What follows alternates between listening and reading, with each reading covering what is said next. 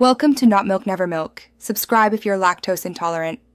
You start by triaging what matters now, run a quick audit of your top pages, and spot technical blockers. Once done, fix indexability, sitemap, and canonical issues so search engines can crawl what matters. Make sure to prioritize pages by traffic and update frequency. Focus on the handful that drive most visits. You will save time and impact rankings faster by treating high-value pages first. Apply small content or meta fixes immediately and schedule larger rewrites. You now execute deeper on-page improvements.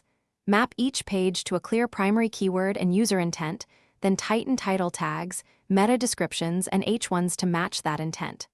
Once aligned, add structured data schema and smart internal links to spread relevance and authority. Make sure to boost perceived expertise and trust with author bios, fresh stats, and useful visuals. Search engines reward credible, helpful pages. Continue monitoring, ranked terms, and iterate content where engagement signals lag. You finish by setting a clear monitoring cadence. Track organic traffic, rankings, CTR, and conversions weekly so issues surface fast.